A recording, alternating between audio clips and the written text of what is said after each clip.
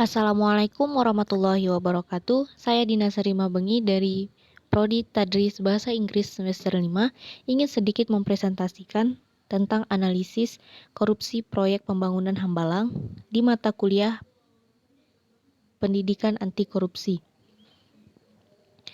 Nah, pertama-tama saya akan sedikit menjelaskan sejarah proyek Hambalang.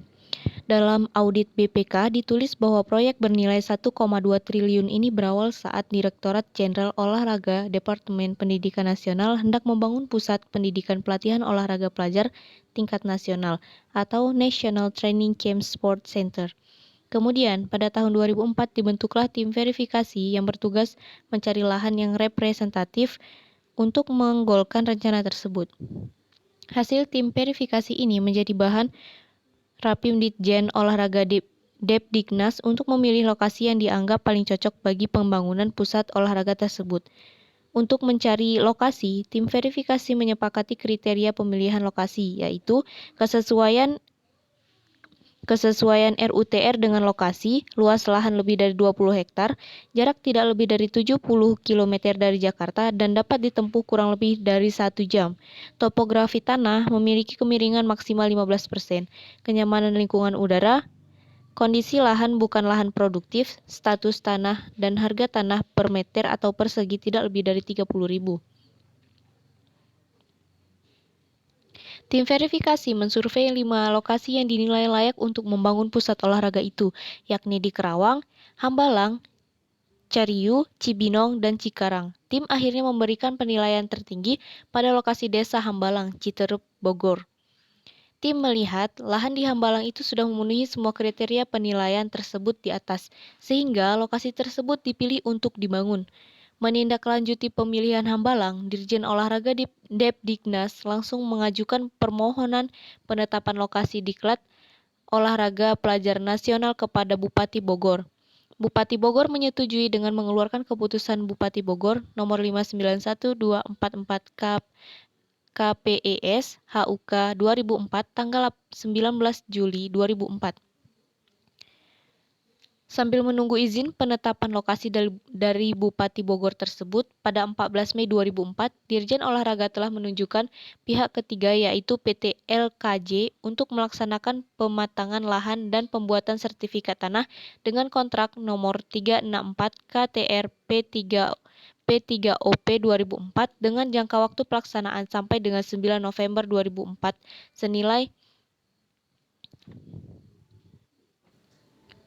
4.359.521.320 rupiah. Namun ternyata lokasi Hambalang itu masuk zona kerentanan gerakan tanah menengah tinggi sesuai dengan peta rawan bencana yang diterbitkan Pusat Vulkanologi dan Mitigasi Bencana Geologi PFMBG Kementerian ESDM. Sesuai dengan sifat bantuannya, PVMBG menyarankan untuk tidak mendirikan bangunan di lokasi tersebut karena memiliki resiko bawaan yang tinggi dan terjadinya bencana alam berupa gerakan tanah.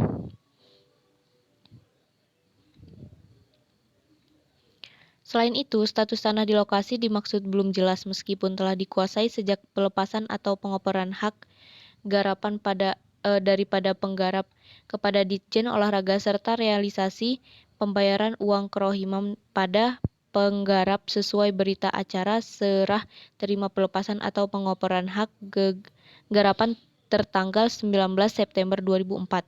Sejak itulah area tanah tersebut diakui sebagai aset Ditjen Olahraga dan kemudian pada tanggal 18 Oktober 2005 diserah terimakan kepada organisasi baru yaitu Kementerian Negara Pemuda dan Olahraga atau Kemenpora setelah Ditjen Olahraga berubah menjadi Kemenpora.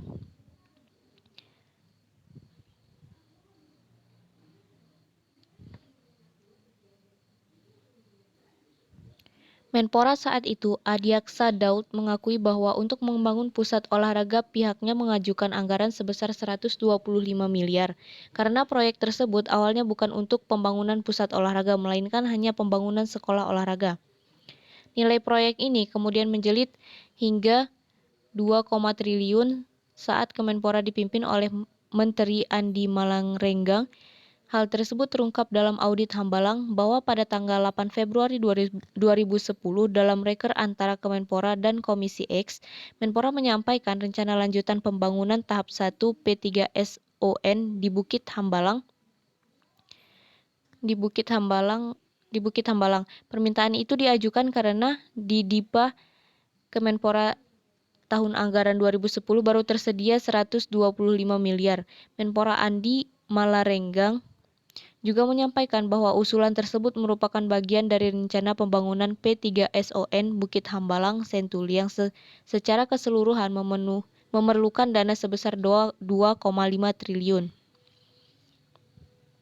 Andi Malarengeng pun menghormati hasil audit BPK atas proyek Hambalang tersebut. Bahkan dirinya mendukung perlu adanya pihak yang bertanggung jawab jika memang ditemukan adanya penyimpangan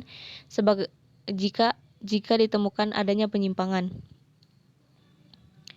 BPK pun menemukan indikasi adanya penyimpangan dan penyalahgunaan wewenang yang menyebabkan kerugian negara sekitar 243,6 miliar. Kepala BPK, Hadi Purnomo menjelaskan rincian kerugian negara sebesar 116,930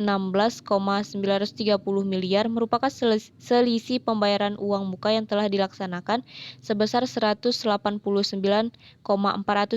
miliar dikurangi pengembalian uang muka pada saat pembayaran termin pada tahun 2010 dan 2011 sebesar 73,520 miliar.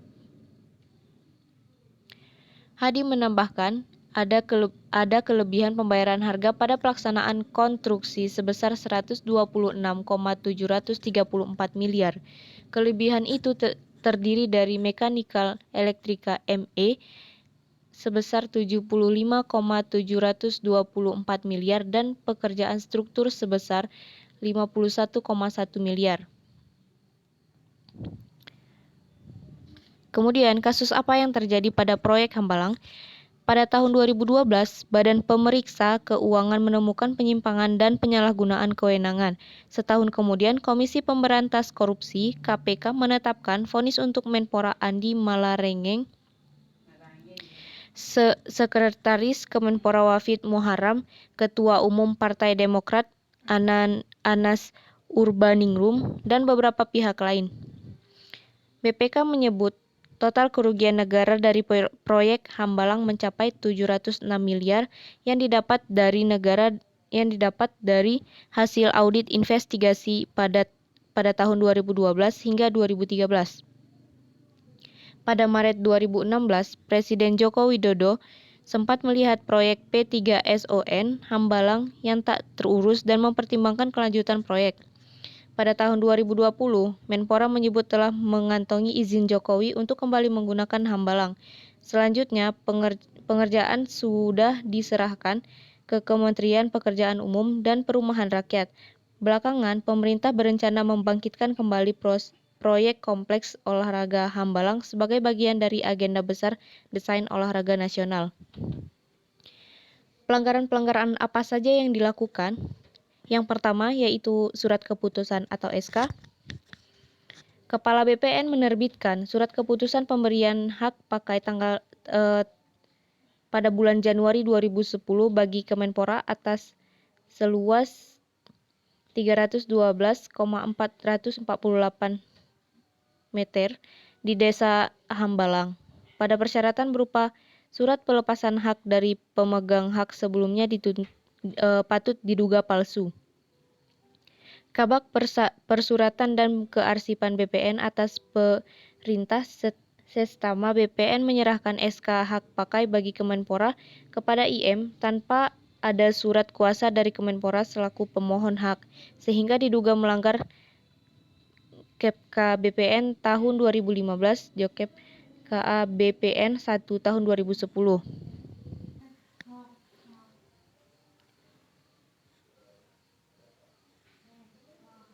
Yang kedua, ada izin lokasi dan site plan.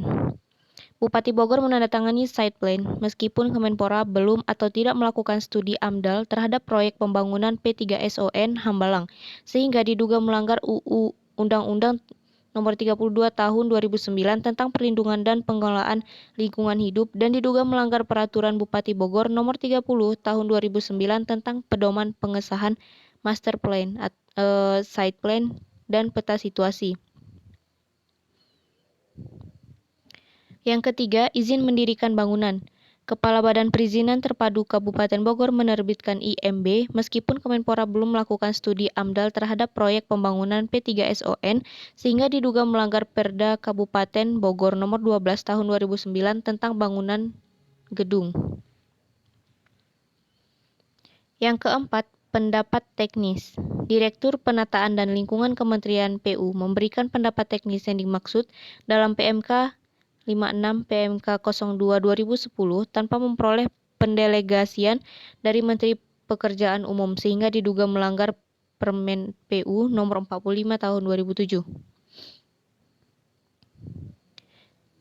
Kemudian yang kelima, Menteri Keuangan dan Dirjen Anggaran setelah melalui proses penelaahan secara berjenjang menyetujui memberikan dispensasi perpanjang batas waktu revisi RKA KL tahun 2010 dan didasarkan pada data dan informasi yang tidak benar,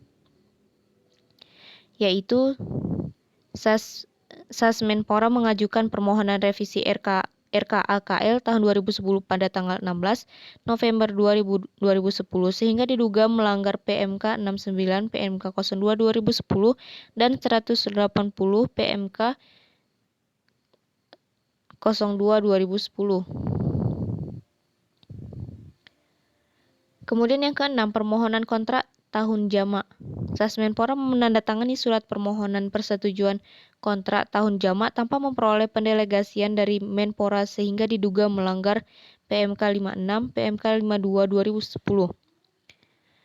Menpora diduga memberikan Sasmenpora melaksanakan wewenang Menpora dan tidak melaksanakan pengendalian serta pengawasan sebagaimana dimaksud PP 60 tahun 2008. Yang ketujuh, ada izin kontrak tahun jamak. Menteri Keuangan menyetujui kontrak tahun jamak dan Dirjen Anggaran menyelesaikan proses persetujuan kontrak tahun jamak setelah melalui proses penelaahan secara berjenjang secara bersama-sama meskipun diduga melanggar PMK 56 PMK 02 2010 antara lain yaitu tidak seluruh unit bangunan yang hendak dibangun secara teknis harus dilaksanakan dalam waktu lebih dari 1 tahun anggaran. Kemudian permohonan persetujuan kontrak tahun jamak tidak diajukan oleh menteri atau pimpinan lembaga. Kemudian RKA KL Kemenpora 2010 yang menunjukkan kegiatan lebih dari 1 tahun anggaran belum ditandatangani oleh Dirjen Anggaran. Yang kedelapan, ada persetujuan RKA KL pada tahun anggaran 2011. Dirjen Anggaran menetapkan RKA KL Kemenpora tahun 2011 dengan skema tahun jamak sebelum penetapan proyek tahun jamak disetujui. Dirjen Anggaran diduga melanggar PMK 104 PMK 02 2010. Yang kesembilan, ada pelelangan. Yang pertama, Sasmenpora menetapkan pemenang lelang konstruksi dengan nilai kontrak di atas 50 miliar tanpa memperoleh pendelegasian dari Menpora. Yang kedua, Menpora diduga membiarkan Sasmenpora melaksanakan wewenang Menpora tersebut dan tidak melakukan pengendalian dan pengawasan melainkan diatur oleh rekanan dan direncanakan akan menang. Yang ketiga, proses evaluasi dan prakualifikasi dan teknis terhadap pekerjaan konstruksi pembangun P3SON Hambalang bukan untuk panitia pengadaan melainkan diatur oleh rekanan yang direncanakan akan menang. Yang keempat, adanya rekayasa proses pelelangan pekerjaan konstruksi membangun P3SON Hambalang untuk memenangkan kerjasama operasi KSOAW yang dilakukan dengan cara mengumumkan lelang dengan informasi yang tidak benar, dan kemudian untuk mengevaluasi kemampuan dasar KD KSOAW digunakan dengan cara penggabungan nilai dua pekerjaan, sedangkan untuk peserta lain KD digunakan dengan nilai proyek tertinggi yang pernah digunakan, sehingga menguntungkan KSOAW. Hal ini diduga melanggar PP 2029 tahun 2000 dan Kepres 80 tahun 2003.